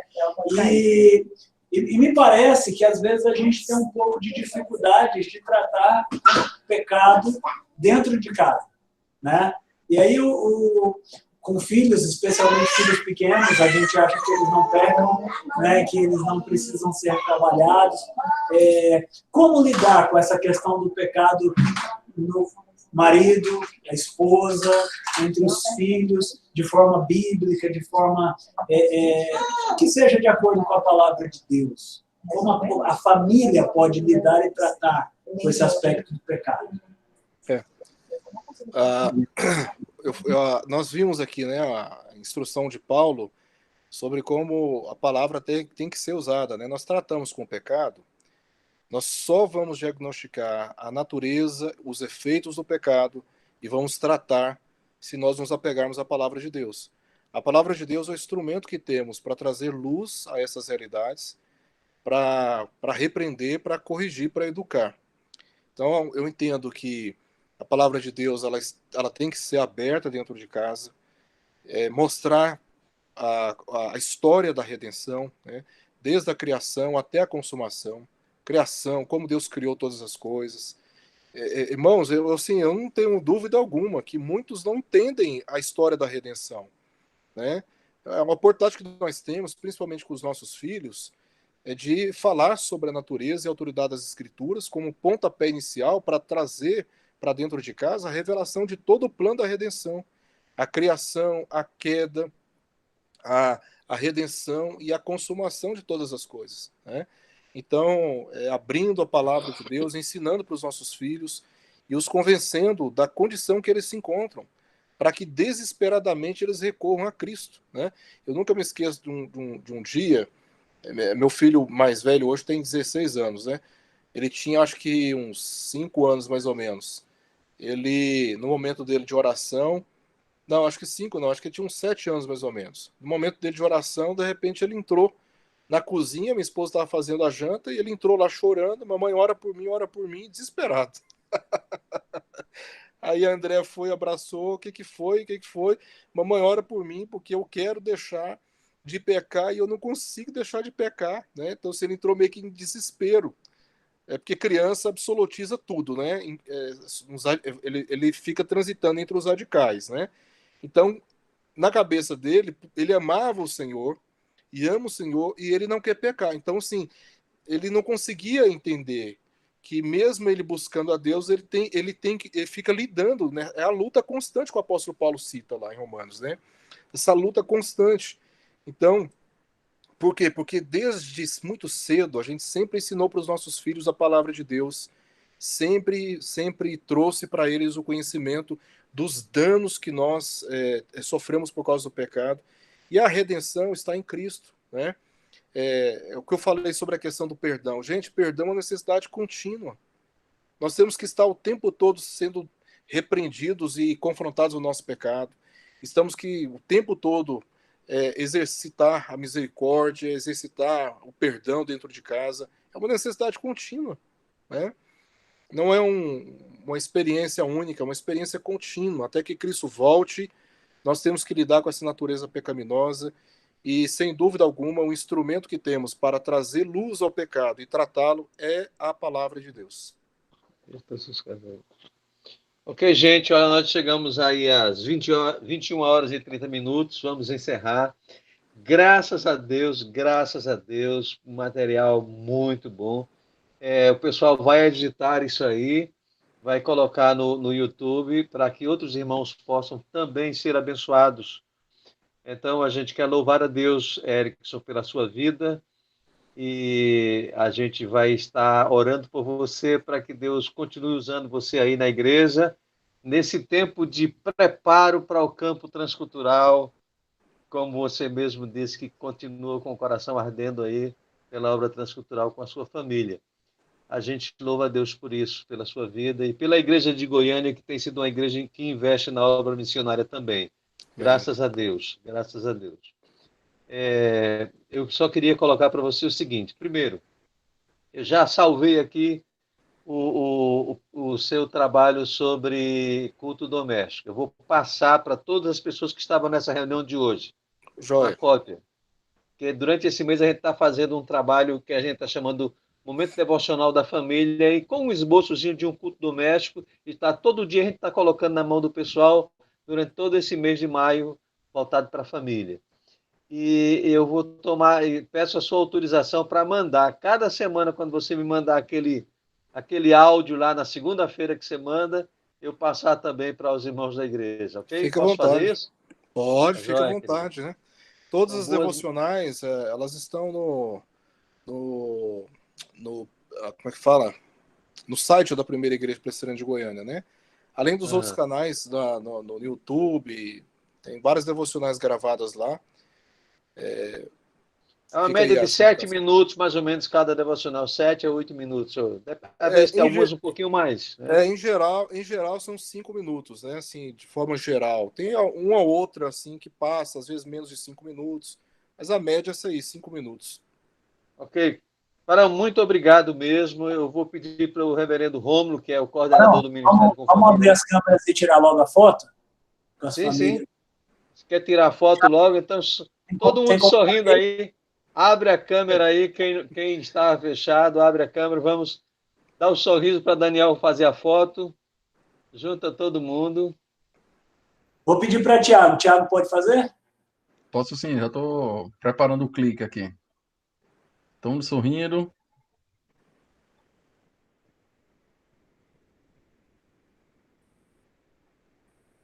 Pronto. Já, Tiago? Terminou? Terminei, bati umas 5 fotos. Depois eu vejo uma delas vai sair boa. melhor. Rômulo, você vai orar, por favor. Coloca a vida do Erickson diante do Senhor. Que Deus continue abençoando o ministério dele ali na igreja de Goiânia e abençoando a família. São quantos filhos, Erickson? São 2 filhos. Joshua e Eric. Joshua e Eric. Muito bem. Ora por eles, Rômulo, por favor. Acho que o Jadelson quer falar alguma coisa aí, antes. Jadelson? Veja bem, como a gente está tão distante, como o senhor até enfatizou, está lá em Salvador, e a gente não está assim próximo para dar um abraço em cada um, mas quero deixar aqui, falar da nossa alegria de estar participando, estar vendo a cada um. Rômulo, há quanto tempo não vejo o semblante, Mary, Ricardo, que agora está de barba branca, certo? Então, queremos deixar nosso abraço aqui para cada irmão aqui da IPM. Meu sonho é ter a nossa barba alegria de ter participado. Ele está pintando a barba, rapaz. Tá pintando. Nós também estamos muito felizes em ver vocês. Um grande abraço. Muito bem, já providenciei a carta de transferência para Paraíba, depois que o menino entrar na universidade lá, aí já transfere para estudar em João Pessoa. Porque federal não tem problema. Ok, Rômulo, você pode orar agora. Sim, obrigado, Tiago, pelo trabalho aí de transmissão e por conseguir gravar essas reuniões que vão ser bênção para outras pessoas também. Obrigado, querido. Deus, obrigado por mais esse dia que o Senhor nos concede. Obrigado pelo privilégio de estarmos juntos como Igreja do Senhor. Obrigado por cada casal, por cada família que ouviu a exposição da Tua Palavra. Senhor, que possa fazer diferença nos nossos corações, na nossa vida familiar, na nossa vida espiritual, na nossa vida como filhos Teus, Pai. Que possamos cada dia mais colocar a Tua Palavra como a nossa regra de fé e prática, e assim conduzir os nossos relacionamentos nos nossos lares a partir das Escrituras Sagradas. Somos gratos pela vida do reverendo Erickson, pela sua família, pelo seu ministério, pela sua igreja, pelos seus filhos, pela esposa que o Senhor deu para ser ajudadora. Ó Pai, toma cada dia em tuas mãos, conduzindo os teus filhos em sabedoria, em santidade, em discernimento, para que eles possam, com autoridade, ensinar e pregar o evangelho do Senhor Jesus Cristo. Nos abençoa nessa noite, nos dá graça, nos guarda e nos conduz cada dia mais próximos do Senhor, para que possamos ser uma família abençoada a partir dos ensinamentos da Tua Palavra. Nós te somos gratos, nós te bendizemos, nós te louvamos, em nome de Jesus. Amém. Amém. Amém. Pode fechar a gravação aí e abra o seu microfone e abra a tela aí, quem quiser falar alguma coisa.